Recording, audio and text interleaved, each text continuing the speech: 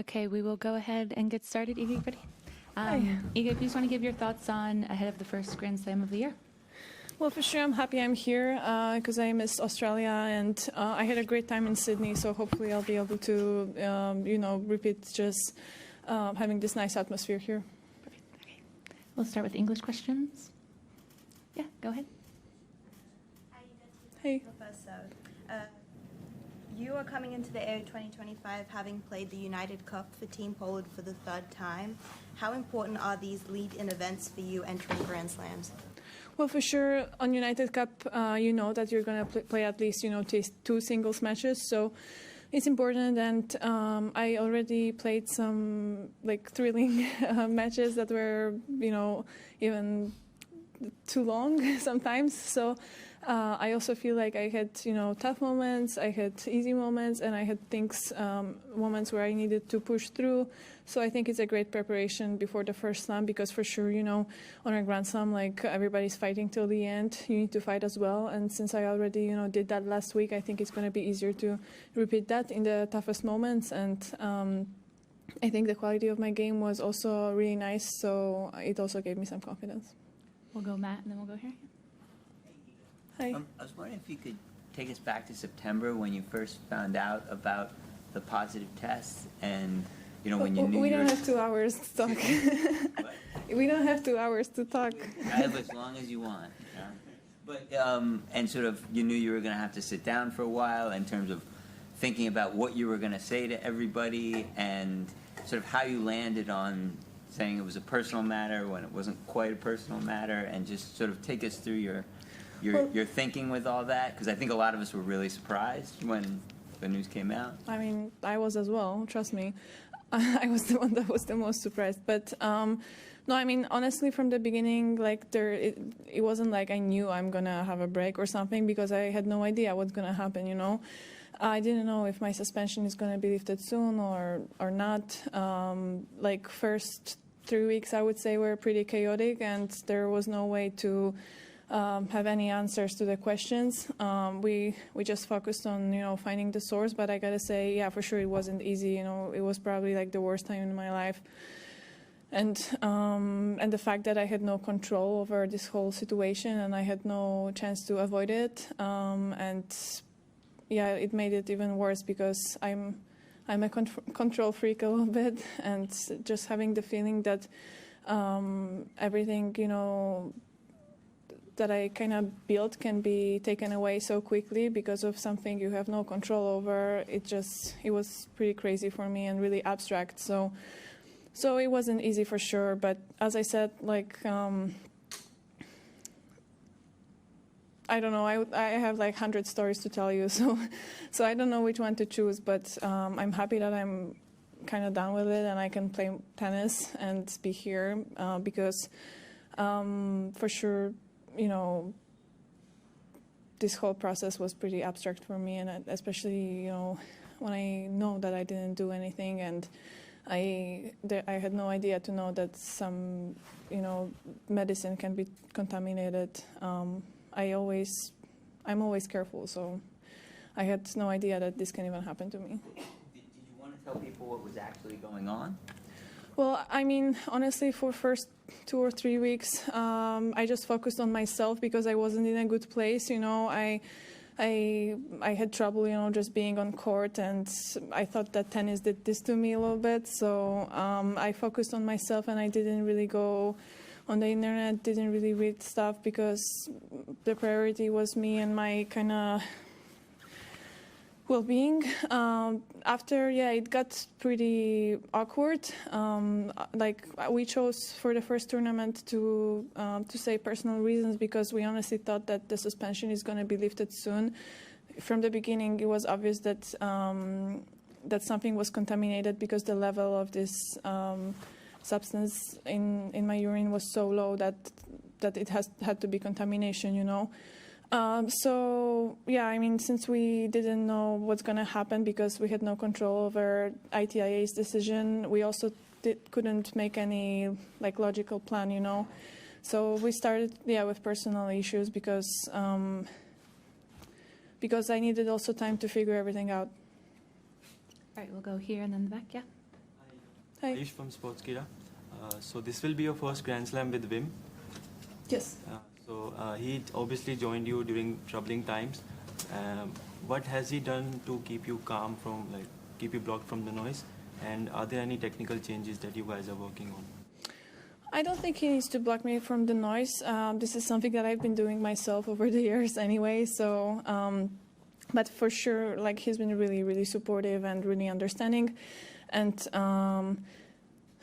honestly, we kind of moved on.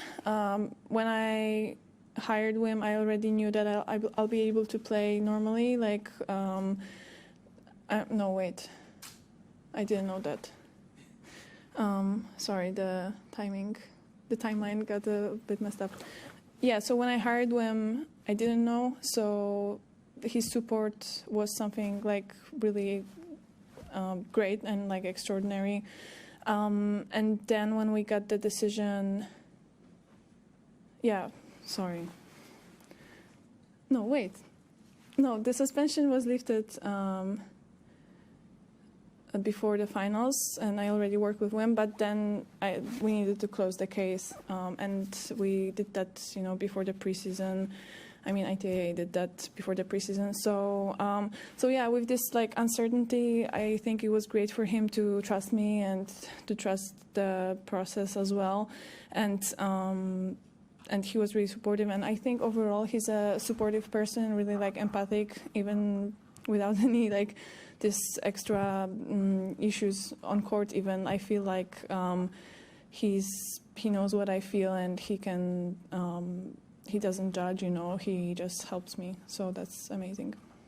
Okay, in the back there and then right here. Sorry about the timeline. I need to write it down one day to maybe I'll write it in a book or something.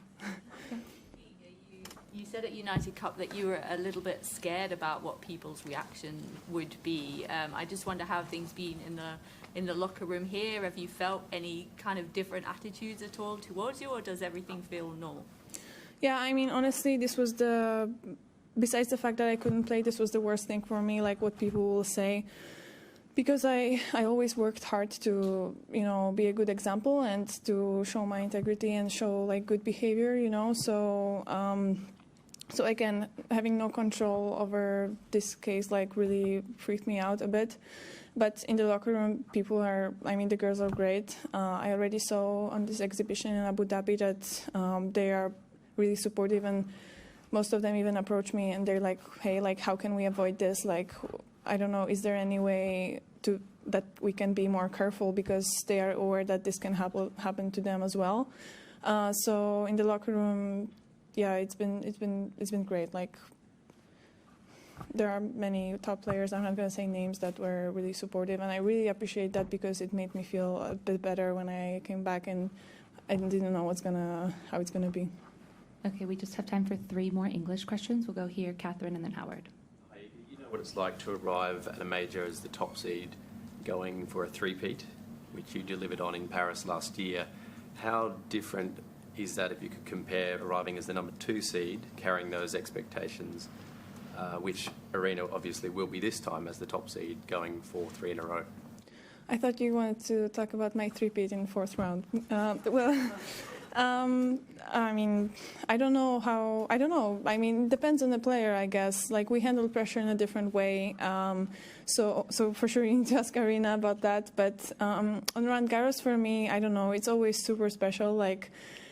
I would say I felt the most pressure in 2023 because that was the first time I felt like I need to defend my title. Because after 2020, I honestly thought that this happened by mistake anyway. So I was like, oh, no one will expect me to repeat that probably. But in 2023, the pressure was high, and I felt that on court and off the court. But this year, last year, 2024, I felt good. I don't know. I guess it depends how you play, as well. We get confident when we see our game, and Arena has a obviously great game to play here. So also, it's a 2-week tournament. Even if you struggle at the beginning. You don't know what's going to happen later. You might get a perfect, feeling anyway, or the opposite. So I guess we'll see. Hi, Iga. I just have one more question about the timeline. Sorry, I know it's hectic to go back, but obviously, As you can see, I'm not sure if I answered properly. So. no, just as best you can. Obviously, you've talked about Wim, and he was aware of the situation kind of right from the very start of you working together. I just wondered where the decision to part ways from Thomas fit within the timeline of all the suspension and everything. Had that been in your mind for a The while? thing is that it wasn't really connected, So, yeah. So like I couldn't work with Thomas anymore, but it wasn't about the case anyway. So. Was it some? But about the timeline, like it was, I don't know, like 2 weeks after I got the news. So. Had that been in your mind for a while that you needed a fresh voice? Well, not really. Our results were too good, but also, also sometimes it hasn't been easy. But I guess it's always like that, So no, I mean I trusted the process, and I really liked working with Thomas on the court. So I mean, hard to answer that, honestly. 2 weeks after you got the news, or 2 weeks before? No, we split after I got the news about my case. But it doesn't matter, it's not connected, so I don't want you to connect it in your headline. Okay, Howard, last English question. You referred to yourself as a control freak, and I'm wondering whether what happened with this case led you to make any changes with how you handle or who handles for you the various things you're taking and managing all of that, or if you plan to make changes if you haven't. No, I already did, but the thing is that, the melatonin that I took was a medication, so already from the beginning it should be clean and tested like in a different way than supplements, like more precise way. So I changed some stuff, but still, like, the contaminated thing was a medication, so there was no point, like no way to avoid that anyway, because the medications are like automatically treated like they're tested and clean, So, and the weirdest thing is that that the contamination level was was okay in Polish like pharmaceutical law, but it's not okay in our doping law. So yeah, there was no way to know. Sorry, excuse me, just really quick, Howard, because we do need to clear the room. Yeah. Okay, just to clarify, when you say you changed some things, do you mean in terms of what you're ingesting, or do you mean in terms of who is helping you? No, because because the supplements and medications that I always use, and I use like kind of similar ones for over the years, they are already good. And I knew that they are good because they are good brands and like they have certificates and everything. But now I have the certificates like for every batch, every lot number, and after I finish a lot number, like I keep some, in the storage kind of to be ready when something happens, because the thing is that like. It wasn't so obvious that I'm going to have this melatonin to test, If I would run out of it out on US Open, for example, I would just throw it out, the box, and then I wouldn't know. So now I'm kind of keeping everything to be ready just in case. Okay, thank you. For Polish questions, we are going to move outside the room, and we'll just go back near the interview desk. We're going to go out. Oh, sorry, I didn't listen to you.